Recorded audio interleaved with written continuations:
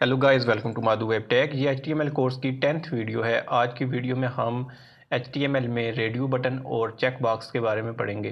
Previous video में हमने ये नेम के लिए, ईमेल के लिए, पासवर्ड के लिए, डेट ऑफ बर्थ, टाइम, ये हमने फील्ड्स के टैग देखे थे।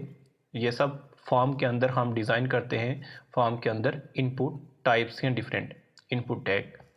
आज हम जो पढ़ेंगे वो है रेडियो बटन और चेक बॉक्स। सबसे पहले आपको बता देता हूँ कि ये यूज़ क्यों होते हैं रेडियो बटन।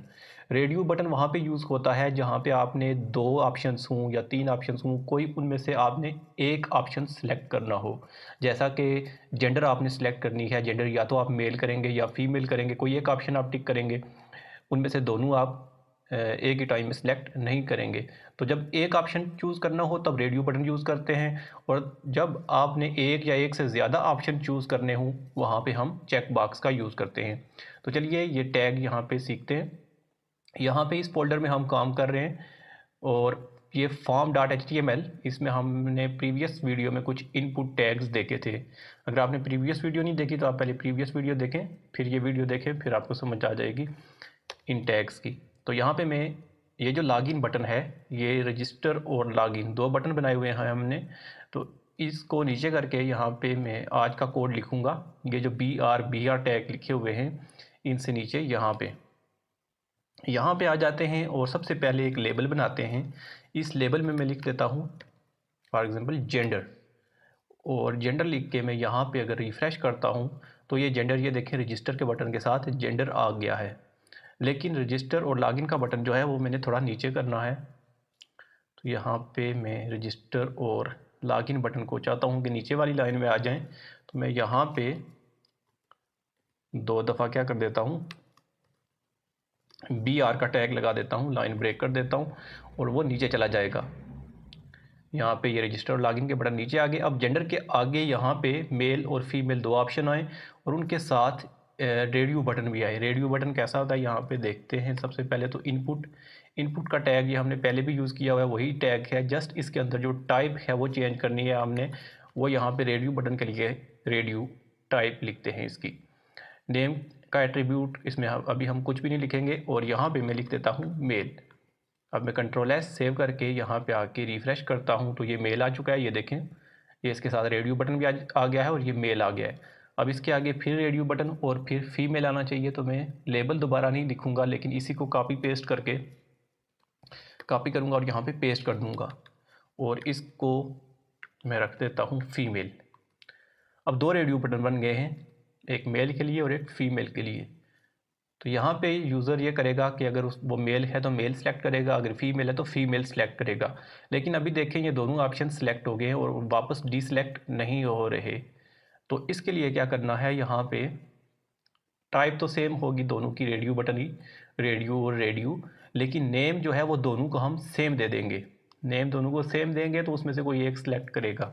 यहाँ पे नाम आप कोई भी दे सकते हैं। मैं यहाँ पे लिख देता हूँ दोनों को सिलेक्ट करके GENDER, दोनों जगह पे, ऊपर भी नेम जेंडर और नीचे भी जेंडर सेम दे दिया। अब देखें, अब मैं अगर यहाँ पे रिफ़्रेश कर दूँ और यहाँ पे इसको सिलेक्ट करूँ तो ये सिलेक्ट हो गया, और अगर इसको सिलेक्ट करता हूँ तो वो वापस डीसेलेक्ट हो गया और ये सिलेक्ट हो गया।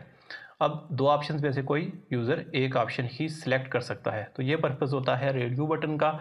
इसके बाद मैं फिर लाइन को ब्रेक भी करूँगा और नीचे यही टैग कॉपी कर लेता हूँ और नीचे भी पेस्ट कर देता हूँ। अब यहाँ पे मैं चेक बॉक्स का यूज़ करूँगा। फॉर एग्ज़ाम्पल यहाँ पे कोई स्टूडेंट है, उसने अपने सब्जेक्ट चूज़ करने हैं, तो मैं यहाँ पे सब्जेक्ट के नाम से लेबल बना देता हूँ। ये लाइन ब्रेक की और ये लेबल सब्जेक्ट का आ गया।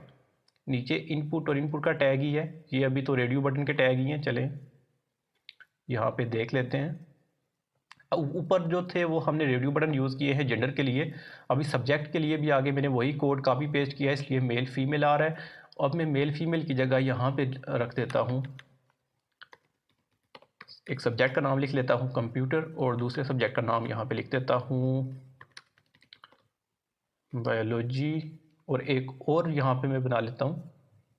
इसको कॉपी करें और इसको भी मैं नीचे पेस्ट कर देता हूँ, और बायोलॉजी की जगह यहाँ पे फिज़िक्स इस तरह रख लेता हूँ। और यहाँ पे आके मैं अगर रिफ़्रेश करता हूँ तो ये 3 रेडियो बटन आ गए हैं। ये देखें, अभी इनमें से कोई एक ही सिलेक्ट हो रहा है। मैं 2 सब्जेक्ट अगर कंप्यूटर और फिज़िक्स सेलेक्ट करना चाहूँ तो ये सिलेक्ट नहीं होंगे। ये उस सूरत में सिलेक्ट होंगे जब यहाँ पे रेडियो की जगह हम चेक बॉक्स लिखेंगे। यहाँ पे चेक बॉक्स, 3 चेक बॉक्स चाहिए मुझे।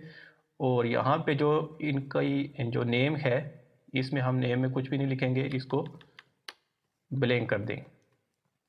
लेबल आ गया सब्जेक्ट का, उसके अंदर 3 इनपुट आ गए। पहला इनपुट कंप्यूटर के लिए, दूसरा बायोलॉजी के लिए, थर्ड फिज़िक्स के लिए। यहाँ पे आके मैं रिफ़्रेश करता हूँ, ये देखें ये अब चेक बॉक्स बन चुका है। मैं अगर इसको सिलेक्ट करता हूँ और इसको भी सिलेक्ट करता हूँ तो ये दोनों बैक वक्त एक ही टाइम में, सेम टाइम में ये दोनों सिलेक्ट हो रहे हैं। वापस डिसलेक्ट भी करें तो डिसलेक्ट भी हो जाते हैं। तो इस तरह जब मल्टीपल ऑप्शंस आपने सेलेक्ट करने हो, वहाँ पे आप चेक बॉक्स का यूज़ करेंगे, और जहाँ पे आपने कोई एक ऑप्शन सेलेक्ट करना हो, वहाँ पे आप रेडियो बटन का यूज़ करेंगे। तो ये हमने फॉर्म के जो मोस्ट जो ज़्यादा यूज़ होते हैं, मोस्टली यूज़ होते हैं इनपुट टैग्स फॉर्म के अंदर, लॉगिन पेज बनाने के लिए या साइन अप पेज बनाने के लिए, कोई रजिस्ट्रेशन फॉर्म बनाने के लिए, तो ज़्यादातर यही टैग यूज़ होते हैं और इनको डिज़ाइन करके फॉर्म एक डिज़ाइन किया जाता है। तो ये हमने सीख लिए हैं सारे जो फॉर्म में इम्पॉर्टेंट इनपुट टैग्स थे, वो सीख लिए। और मिलते हैं नेक्स्ट किसी और वीडियो में, तब तक के लिए बाय, टेक केयर, अल्लाह ने के बाद।